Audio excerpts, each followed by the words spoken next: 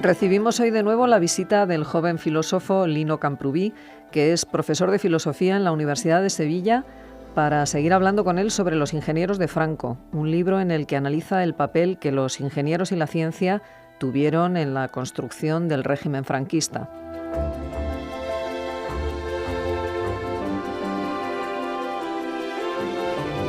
Y para continuar la charla, en el punto en el que la dejaron en el programa anterior, contamos también con Antonio García Santesmases, que es catedrático de Filosofía Política en la UNED.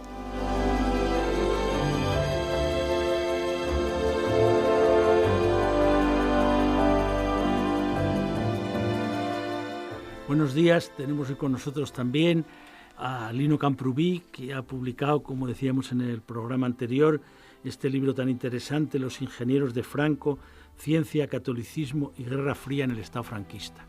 Entonces el otro día estuvimos hablando un poco del papel que va a tener la ciencia y la tecnología en el régimen de Franco, cómo se constituye a partir de la aparición de personas vinculadas a uno de los grupos que va a ser muy decisivo, el grupo del Opus Dei, la figura de Albareda, la conexión con el que fue ministro durante tantos años Ibáñez Martín, la creación de cómo tiene que ser el tipo de ciencias o el tipo de, dentro de las ciencias, de los institutos de investigación que hay que fomentar y que hay que apoyar.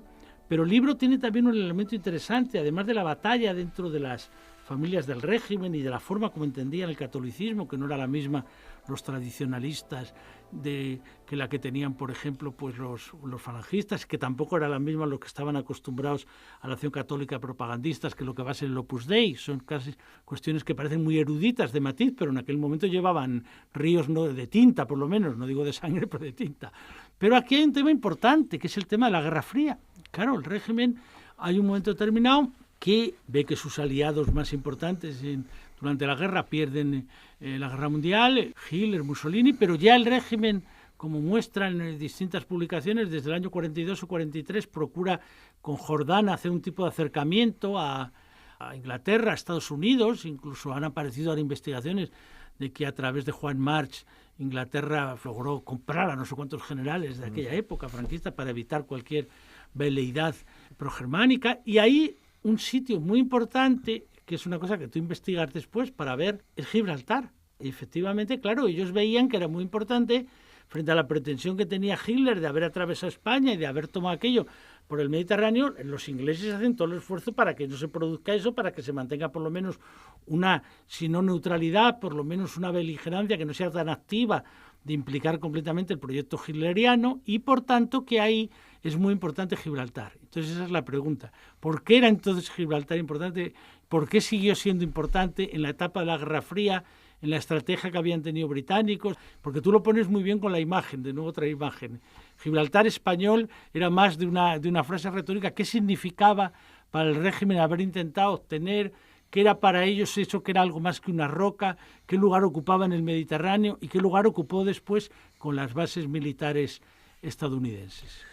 Pues sí, a ver, tanto en España como en Inglaterra es muy común que los grupos de oposición digan, bueno, es que esto de Gibraltar es una cortina de humo, no tiene ningún interés, porque es verdad que geoestratégicamente, pues bueno, económicamente es obvio que el interés de Gibraltar es poco por sí mismo, porque es una roca, pero geoestratégicamente pues es verdad que después de la aviación, pues parece que una fortaleza ahí no tiene mucho sentido, parecería. Pero, sin embargo, yo intento, creo demostrar en el capítulo correspondiente que la importancia geopolítica de Gibraltar durante todo el siglo XX, pero más aún durante la Guerra Fría, pues es muy grande por el control marítimo del estrecho, que es por la razón por la que la había sido desde hace mucho tiempo y desde la conquista por parte de Gran Bretaña en el siglo XVIII. Una de las novedades que hay en el siglo XX con respecto al XVIII son los submarinos. Entonces Gibraltar se convierte... Si habéis leído la novela de Pérez Galdós, Mare Nostrum, más o menos desde un punto de vista aliadófilo en la Primera Guerra Mundial, lo que acusa a los alemanes es de haber roto la esencia del Mediterráneo, que más o menos pues en plan Brodel consistiría en rutas marítimas y de contacto y gentes fieras, pero que les une a un argelino o a un aragonés, bueno, aragonés en el sentido de la corona de Aragón, o a uno de Salónica, les une el conocimiento del mar y el batirse a pecho descubierto, aunque sea de manera bruta. Bueno, pues eso los submarinos lo rompen. Es la tesis de Pérez Galdós y de otros, porque pervierten el Mediterráneo mediante una aproximación a la guerra subrepticia y traidora, y entonces entran de pronto y te bombardean un barco de pasajeros, por ejemplo, que es lo que pasó. Pero es que en la Segunda Guerra Mundial pasa lo mismo. Si habéis visto la película Das Boot, que es una alemana posterior a la Segunda Guerra Mundial, pues los U-Boot, los submarinos que fueron decisivos en la Segunda Guerra Mundial y su importancia en el Mediterráneo, en Malta, por donde tienen que entrar es por el estrecho. Y el punto difícil porque la marina aliada estaba muy bien asentada en Gibraltar, es el estrecho de Gibraltar. El paso del estrecho es lo más difícil para los submarinos. En la Guerra Fría, pues eso se multiplica por la presencia de los submarinos nucleares, que son nucleares en el sentido de que llevan propulsión nuclear, pero también tienen misiles nucleares. Eso lo que hace es que en la segunda mitad de los años 50, la guerra nuclear pase de ser solamente de la aviación a ser también una cuestión marítima. Y eso, en mi opinión, transforma totalmente el espacio marítimo global, pero también el espacio marítimo del Mediterráneo. Y Gibraltar cobra una importancia tremenda, junto con el Bósforo y un poquito el Canal de Suez, pero por el Canal de Suez no pasan submarinos, cobra una importancia tremenda como punto de control y vigilancia de paso de submarinos del estrecho, tanto del Mediterráneo al Atlántico como del Atlántico al Mediterráneo, lo cual en la época de la crisis del Canal de Suez precisamente pues se convierte en uno de las zonas calientes de la Guerra Fría, digamos, con lo cual la importancia de Gibraltar para Gran Bretaña es tremenda, pero para Estados Unidos también. Y España lo que está haciendo con el Gibraltar español es intentar sacar rédito político a esa importancia geopolítica que a España más o menos le da igual, aunque hay una tradición muy grande y los africanistas españoles, pues una de las cosas que querían es Gibraltar, Carrero Blanco, que tienen su importancia simbólica, pero que también son conscientes de que tiene una importancia geoestratégica muy grande, que es una de las bazas que juegan con Estados Unidos. Bueno, te olvides que el libro de Serrano Suñer era de Hendaya a Gibraltar. Sí. Y entonces era todas las reclamaciones con Castilla, venía de muy antiguo, con Areilza y todo lo que habían escrito ya a principios de los años 40. Ahí tiene también importancia lo que va a ser después Rota y lo que van a ser las bases, todo el problema de la idea de que puede haber un choque de los que han sido vencedores, que vuelven a ser antagonistas, los dos bloques militares. Entonces la idea de que el papel estratégico no sería de los primeros lugares donde podría haber acciones del bloque del Este, pero donde podía producirse, digamos, por el lugar estratégico, una réplica. Y entonces es donde, claro, esa es la frase, o sea, la frase que se ha comentado de Carrero a Franco, ¿no? La frase de Carrero a Franco es: Excelencia, no se preocupe, los vencedores de hoy serán los antagonistas de mañana, dado nuestro papel estratégico nos necesitarán. Lo que hay que hacer es resistir y aguantar, que es la estrategia que ellos hacen, decir aquí no vuelve la monarquía porque se fue, llega a decir él a don Juan, aquí no, ustedes abandonaron esto, aquí no. Entonces aquí hay que seguir depurando, seguir limpiando, seguir reprimiendo y seguir clarificando todo para que quede un régimen.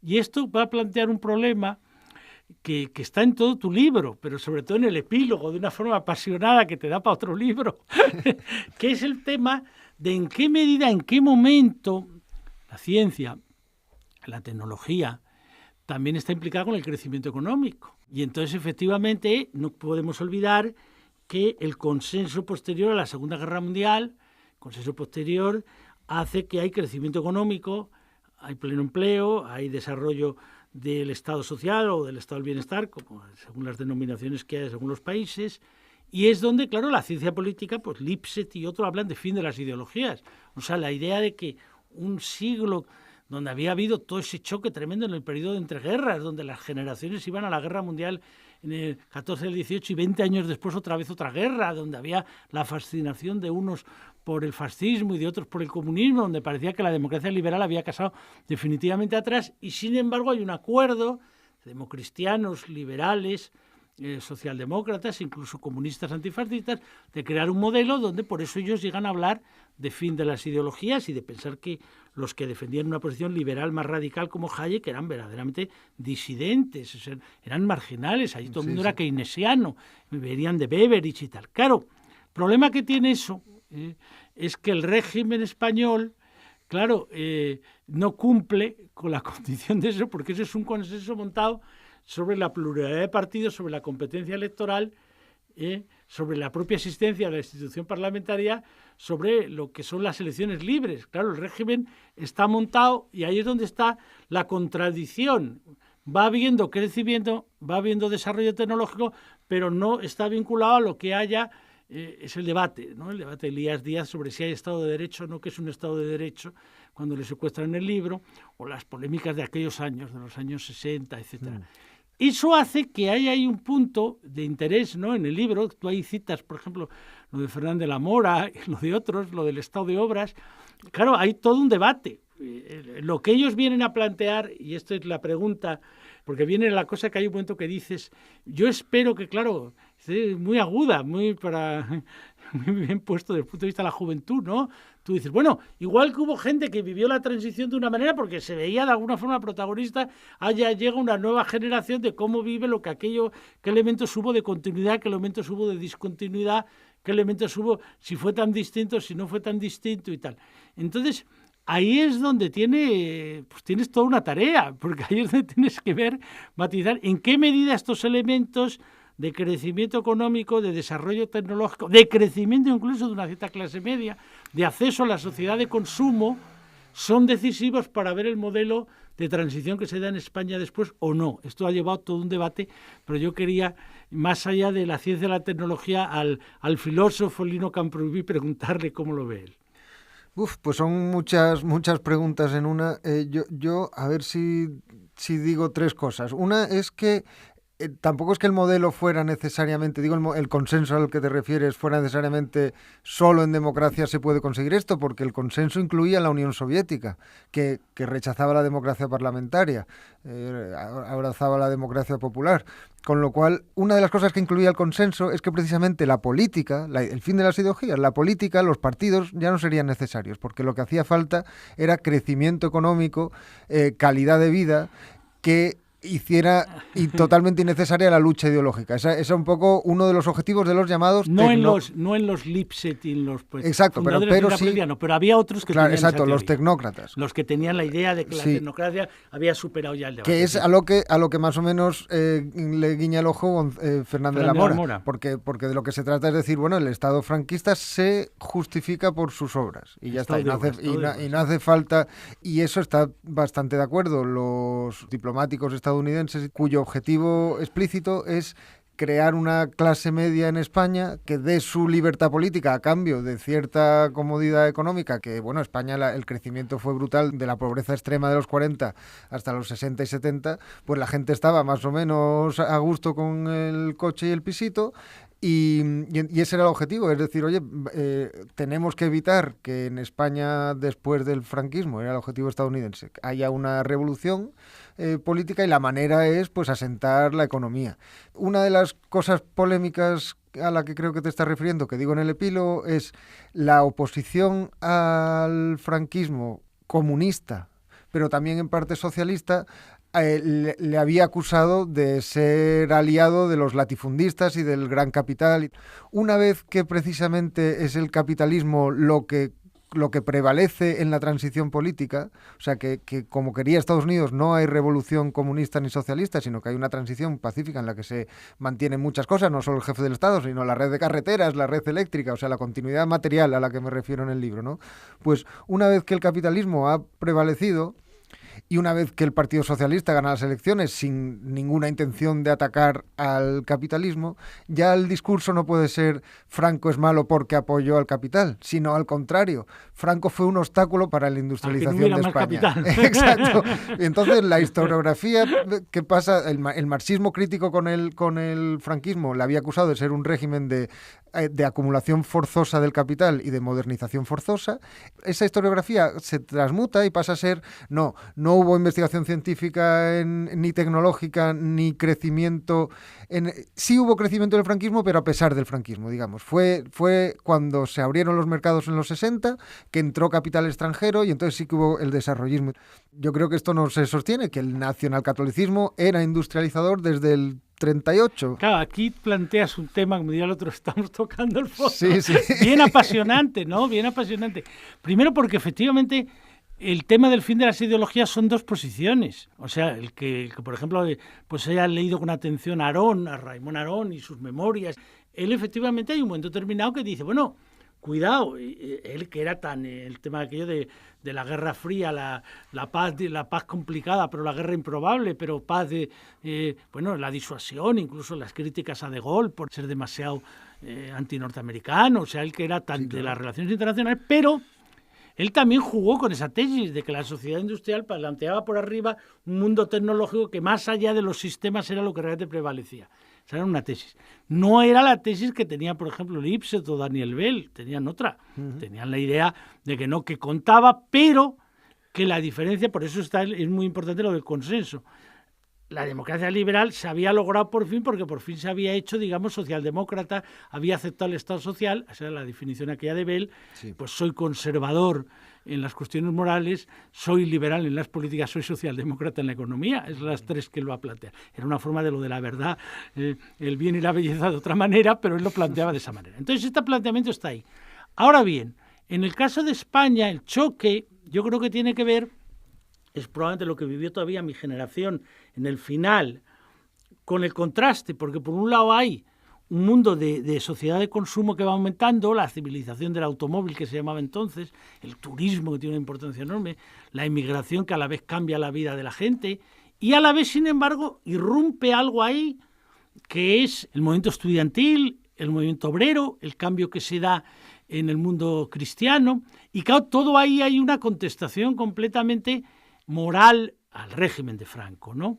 Y ahí efectivamente le plantea unas enormes dificultades a los que seguían con la teoría, de ahí la polémica de Claudine y Semprún con el propio Carrillo, de seguir allí, estaba pendiente una cosa que fuera antifeudal, una revolución burguesa, como si realmente no hubiera burguesía.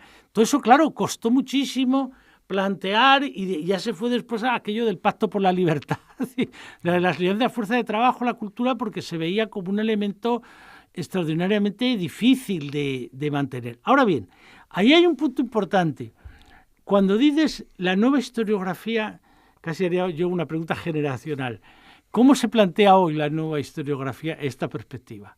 Frente a lo que dices tú que has sido, tú ahí planteas, bueno, pues hay un tipo de historiografía que en un momento determinado pues lo acabas de decir, insisten que no hubo nada, no hubo ciencia, no hubo tecnología y tal. Claro. Y entonces incluso casi plantea poco menos, porque tiene que ver después con lo que vamos a hablar después del tiempo de silencio, y la imagen tan bonita que sacas ahí de Jaspers. Es decir, ¿por qué dice que no tiene palabra más allá de la palabra de la política frente a la tecnología, ¿no? Pero claro, tiempo de silencio también es los años 40. Es la imagen de Ortega con la manzana frente a lo que son aquella... El aquelarre y el pozo del tío Raimundo y todo aquel mundo tan de miseria, tan terrible, ¿no? Entonces, claro, ¿cómo es la nueva historiografía en esto? Yo diría que la nueva historiografía hay muchos tipos, ¿no? Y yo distinguiría bastante entre la económica y la política. Y mi intención es que ambas tengan un poco más en cuenta las ciencias, las técnicas y las tecnologías. Pero está muy aceptado en la historiografía económica que el crecimiento en España fue equiparable al de Japón, digamos, el crecimiento económico. Pero hay muchas teorías dentro de la historia económica de por qué. Hay unos que se fijan en la banca, otros que se fijan en el comercio exterior. Fernando Guirao dice que lo de la autarquía pues fue un proyecto, pero nunca, ni siquiera en el 45 fue una realidad, sino que la reconstrucción europea no se entiende sin la participación española y que el crecimiento español, de la economía española me refiero, pues viene ya de los años 40 y los 50, bueno, carreras también, o sea, hay muchísimo sobre este asunto del crecimiento económico. Entonces la historiografía actual es muy rica y muy diversa. Yo diría que entre que entre la especializada en historia de la ciencia y la tecnología, la tesis de que sí que hubo ciencia y tecnología, algunas ciencias y tecnologías en el franquismo está muy aceptada, pero fuera de ese grupo especializado todavía no. Y creo que sería útil para los historiadores, tanto económicos como políticos, quitarse ese mito de la cabeza y intentar entender cuál fue la imbricación en la economía política y en el establecimiento de fronteras de los científicos y de los ingenieros de diferentes especialidades, pues por ejemplo no solo Gibraltar, sino que en el libro hablo también de los fosfatos del Sáhara y otros ejemplos. Que es un tema del que nos tienes que decir algo, porque claro, ahí sí que está todo el corazón de la transición.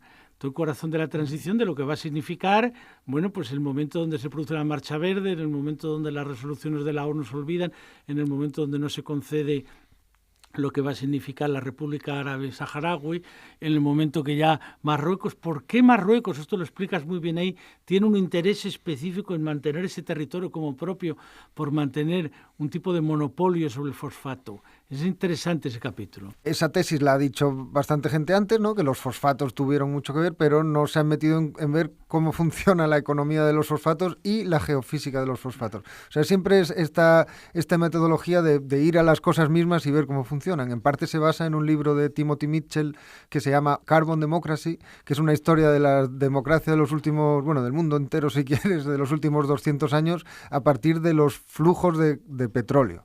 Y entonces es ver de verdad cómo funciona en la época de la Revolución Verde, pues la geofísica de los fosfatos, que son, vamos, uno de los fertilizantes esenciales para sostener a la humanidad de los 7.000 millones, y de hecho su falta, su próximo agotamiento da mucho más miedo que el cambio climático, en mi opinión, en términos de efectos reales sobre nuestra economía global. Entonces lo que hago es ver en ese mundo de competencia por un recurso muy escaso, como son los fosfatos a nivel global, qué significa el descubrimiento de la mina de Bucra en el Sáhara español, y me adentro por primera vez me refiero a que soy el primero en los archivos del Instituto Geológico y Minero Español sobre el Sáhara, que por cierto hago un llamamiento a que alguien los catalogue y les dé financiación para que no se pierdan del todo, porque están un poco abandonados. En un sótano del Instituto Geológico y Minero es una riqueza impresionante lo que hay ahí sobre el Sáhara, y entonces me pongo a ver qué instrucciones tenían los ingenieros de minas y los geofísicos que estaban trabajando en negociar cómo sería la explotación de la mina, en negociarlo tanto con Estados Unidos como con Marruecos, y bueno, hay muchos pactos que se van haciendo soterradamente. En unos archivos franceses pues encontré unos pactos secretos con Marruecos para precisamente ver cómo podía sacar España al mercado el fosfato del Sáhara sin perjudicar a Marruecos. Cuando esos pactos del 70 se frustraron, pues Marruecos decidió la Marcha Verde y Estados Unidos le apoyó por razones geopolíticas que explico en el libro. Hay una, como decíamos el otro día en otro programa, al hablar del tema de las imágenes y del espacio, ¿no? que está muy bien en el libro. Entonces, pero hay como dos, ya que vamos terminando, que a mí me gustaría también comentar. Los pantanos y Doñana. Porque sí que refleja también la idea aquella de la pertinaz sequía que oíamos nosotros cuando éramos pequeños, la pertinaz sequía, la idea del agua, en qué medida el agua podía ser, qué papel podía jugar el agua, que era una imagen, porque claro, tú eres mucho más joven, no lo recuerdas, pero yo sí recuerdo que de pequeño, cuando el Nodo o los propios informativos de televisión sacaban, conmemorando lo que era el régimen, estas cosas salían mucho. Sí, claro. Los pantanos, salía la cosa que se había dicho, era uno de los elementos de legitimación, ¿no? Exactamente. Entonces, ¿por qué había el tema del agua? ¿Qué papel era el que jugaba el agua? ¿Por qué se le daba esa importancia al agua?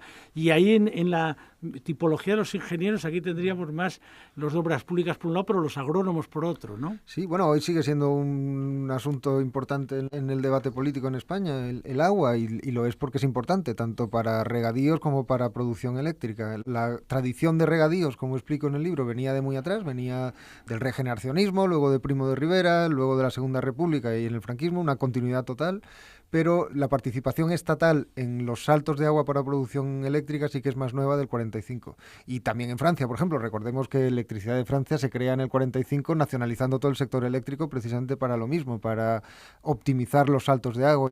Eso es uno de los capítulos del libro. Otro es qué tipo de ingeniero, qué tradiciones favorecían la industria hidroeléctrica, la creación de energía por agua, frente a la nuclear, frente al petróleo y frente al carbón. O sea, hay 4 tipos de energía que están complementándose en España en esa época y en la actualidad. Ahora se suman las renovables, por supuesto, pero están complementándose, pero también compitiendo entre sí. Entonces es uno de los estudios que hay que hacer viendo tanto las ideas sobre la economía política y el futuro de España que tenían los que favorecían unas energías sobre otras, como su funcionamiento real, qué problemas había en el mercado internacional. Y es un debate muy importante todavía hoy en España y en otros países, el de la dependencia o independencia energética, claro. Bueno, sí, a mí me parece que un cabo que ha quedado antes, pero para decir algo ya para terminar, es el tema de que efectivamente, por más que hubiera el sueño de la autosuficiencia, de la autarquía, una de las cosas que muestran los estudios que ahora ya van saliendo de los servicios secretos y de los servicios desde lo que fue el papel de Estados Unidos, el papel de Gran Bretaña, del 42 al 45, es que, bueno, efectivamente ellos le daban una importancia enorme al tipo de suministro. Claro. O sea, ellos veían que era un mecanismo que no podía haber autosuficiencia completa, y sino que ahí restringían. Sí, sí. En un momento determinado, y que eso podía ser, o sea, había intereses, o sea, que había una idea de que eso podía funcionar, aunque efectivamente eso llevó a una situación ya después del plan de estabilización posterior muy importante. Bueno, pues tenemos que terminar aquí, agradecer a Lino Camprubí que nos haya acompañado, desearle un gran éxito en su vuelta a Sevilla, donde ya volverá a poder explicar con amplitud, con complejidad todo este problema de la ciencia, catolicismo y la guerra civil en el Estado franquista, y sobre todo esta cosa que a mí me parece muy interesante, ¿no? La idea de que no se puede pensar esto de que la verdad, el bien y la belleza como una cosa que va absolutamente unida, absolutamente contingente, absolutamente compatible. Es otra forma distinta de ver el papel que puede jugar, por un lado, la ciencia y la tecnología, pero también en qué medida hay tensiones sobre la idea que se tenga de progreso, la idea que se tenga de justicia, la idea que se tenga de qué significa el avance, qué significa el retroceso. Sí, le agradecemos mucho. El mundo está lleno de contradicciones y son reales, vamos, no son inventadas. No son inventadas. Es muy feo. Muy bien, pues muchísimas gracias por acompañarnos en estos 2 programas, y recomendamos vivamente la lectura del libro Los ingenieros de Franco, de Lino Camprubí. Muchísimas gracias a ti y a vosotros.